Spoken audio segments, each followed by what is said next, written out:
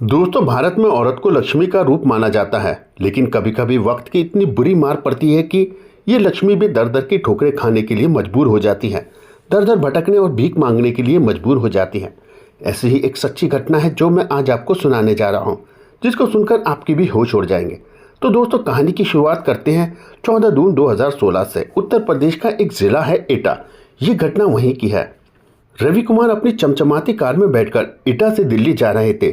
तभी रास्ते में एक ट्रैफिक सिग्नल पर गाड़ी रुक जाती है और कुछ औरतें उनकी गाड़ी के पास भीख मांगने के लिए आ जाती हैं। रवि कुमार बड़े ही दयालु किस्म के व्यक्ति थे। वे अपनी गाड़ी का शीशा नीचे करते हैं और सभी भीख मांगने वाली औरतों को 100-100 रुपये दान में भिक्षा के रूप में देने लगते हैं। भिक्षा देने के बाद वे अपनी गाड़ी की खिड़की बंद ही कर रहे थे कि एक औरत की आवाज़ सुनाई देती है और वो कह रही थी कि साहब, मुझे तो पैसे मिले ही नहीं। रवि कुमार अपनी गाड़ी से बाहर निकलते हैं और उस औरत के पास चले जाते हैं। रवि कुमार उस औरत को देखती है तो उनके चेहरे का रंग फीका पड़ने लगता है, क्योंकि वह औरत कोई साधारण लड़की नहीं बल्कि रवि कुमार की ही तलाकशुदा पत्नी पायल थी। रवि कुमार अपनी तलाकशुदा पत्नी को इस स्थिति में देखकर चौंक जाते हैं। पायल भी अपने पति को देखकर रोने लगती है। उसकी आंखों में आंसू आ जाते हैं। पायल को देखकर ही लग रहा था कि जैसे उसके ऊपर परेशानियों का बोझ भरा पड़ा हो। पायल ने बहुत ही गंदे कपड़े पहन रखे थे। रवि कुमार मन ही मन सोचने लगता है कि इसकी क्या हालत हो गई, और उसकी भी आंखों में आंसू बहने लगते हैं। उन दोनों की ऐसी स्थिति देखकर लोग वहां इकट्ठे हो जाते हैं कि आखिर ये मामला क्या है।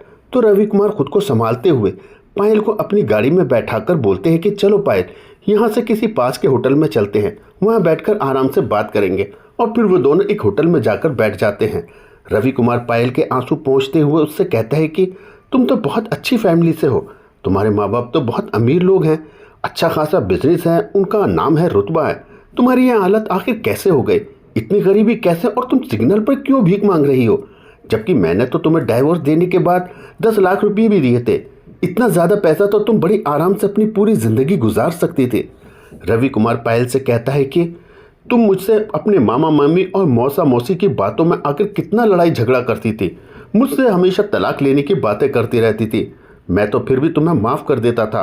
तुम्हें कितना समझाया था मैंने कि ये तुम्हारी गलत फहमी है, तुम मुझसे तलाक मत लो, पर तुमने मेरी एक ना सुनी। तुम जिद पे अड़ी रही, नहीं मुझे तो तलाक चाहिए तो चाहिए, और आखिर को तुम तलाक लेकर ही मानी। अब तुमने मुझसे तलाक ले ही लिया था तो ये परेशानियां क्यों आ गई हैं तुम्हारे साथ? मुझे बताओ पायल, ये क्या हुआ है तुम्हें? तभी पायल रवि की बात को टालते हुए बोलती है कि तुम्हारी माँ कैसी है, यानी कि मेरी सासू माँ कैसी है, उनकी तबीयत का क्या हालचाल है? रवि कुमार बताता है कि मेरी माँ भी ठीक है, हर रोज़ बस तुम्हें ही याद करती रहती है और पूछती रहती है कि क्या मेरी बहू इस घर में दोबारा वापस नहीं आ सकती? तुम्हारे घर से चले जाने के बाद मेरी माँ की हालत बहुत बिगड़ गई है।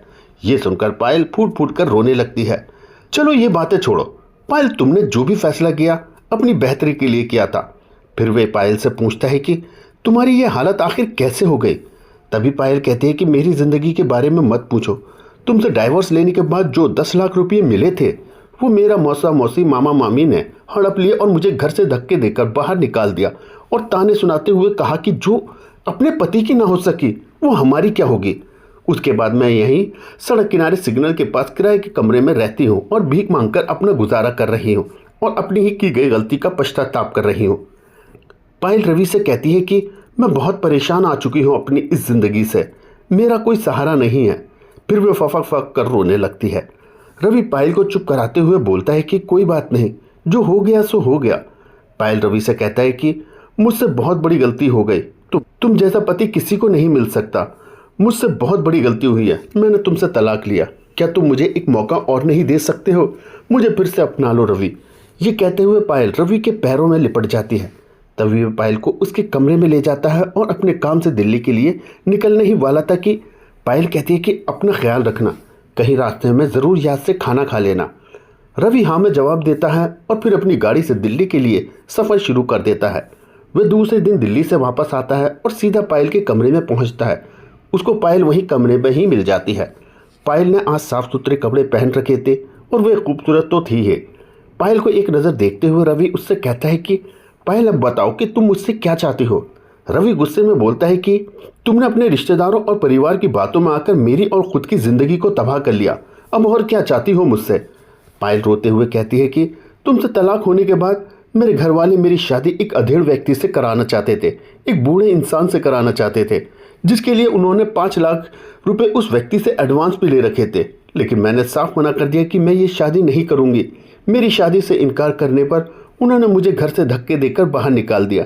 मैंने कई बार तुमसे बात करने की भी कोशिश की थी, पर तुम्हारा कोई कॉन्टैक्ट्स मेरे पास नहीं था और घर वालों ने मुझे तुमसे मिलने भी नहीं दिया। जब तक मैं तुमसे मिल पाते तब तक तो बहुत देर हो चुकी थी।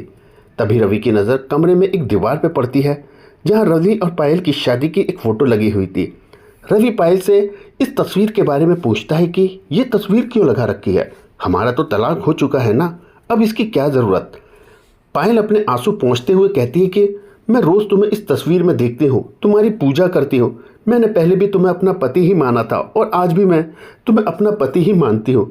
पायल रवि से कहती है कि अगर सुबह का भूला शाम को घर लौट आए तो उसे भूला नहीं कहते। मुझसे बहुत बड़ी गलती हो गई। तुम जैसा पति तो सिर्फ किस्मत वालों को ही मिलता है। मैंने तुम्हारी कदर नहीं की, मुझे माफ़ कर दो। रवि पायल की बातों को सुनता रहता है और कुछ देर बाद बोलता है कि ये कपड़े मैं दिल्ली से तुम्हारे लिए लाया हूँ, इन्हें तुम अपने पास रख लो और मुझे जाने दो, मेरी माँ इंतज़ार कर रही होगी। अब जैसे ही रवि जाने लगता है, पायल उसके पैरों में गिर जाती है और उससे कहने लगती है कि मुझे अपने साथ ले चलो, मैं तुम्हारे घर के किसी भी कोने में पड़ी रहूँगी, तुमसे उफ तक नहीं करूँगी। अगर तुम मुझे यहाँ अकेला छोड़कर चले गए तो मैं मर जाऊँगी। रवि भी अब धीरे धीरे इमोशनल होने लगता है और फिर वे अपने घर फ़ोन करता है और अपनी माँ से बोलता है कि माँ पायल मिल गई है। ये सुनते ही रवि की माँ बहुत ज़्यादा खुश हो जाती है।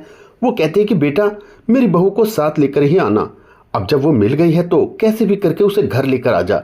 मैं अपनी बहू से मिलना चाहती हूँ, उसे फिर से अपनाना चाहती हूँ। अब ये सुनकर पायल के चेहरे पे खुशी की लहर आ जाती है। वे मन ही मन सोचने लगती है कि चलो माँ के दिल में तो मुझे लेकर कोई कालापन नहीं है, कोई भेदभाव नहीं है, वो तो मुझे स्वीकार करना चाह रही हैं। रवि पायल से कहता है कि चलो कपड़े रखो और मेरे साथ चलो। ये सुनकर पायल रवि से गले लग जाती है और रोने लगती है। वो उससे कहते हैं कि रवि तुम इंसान नहीं बल्कि मेरे लिए एक देवता का अवतार हो। फिर रवि भी उसको गले लगाकर रोने लगता है। वे भी अपनी भावनाओं को अब दबा नहीं पाया। वे दोनों गाड़ी में बैठते हैं और सीधा अपने घर एटा के लिए निकल पड़ते हैं। एटा पहुंचने के बाद जैसे ही पायल गाड़ी से उतरती है तो वो देखती है कि रवि की माँ यानी कि उसकी सासू माँ हाथ में थाली लिए खड़ी हैं, उसका स्वागत का इंतजार कर रही हैं। पायल दौड़कर जाती है और अपनी सास के पैरों में गिर जाती है, उनसे लिपट जाती है और कहती है कि माँ मुझे माफ़ कर दो। माहौल बहुत ही गमगीन हो जाता है। अब पायल और रवि फिर से शादीशुदा ज़िंदगी में वापस से बन जाते हैं और अपनी खुशहाल नई ज़िंदगी की शुरुआत करते हैं। दोस्तों कहते हैं ना कि अंत भला तो सब भला।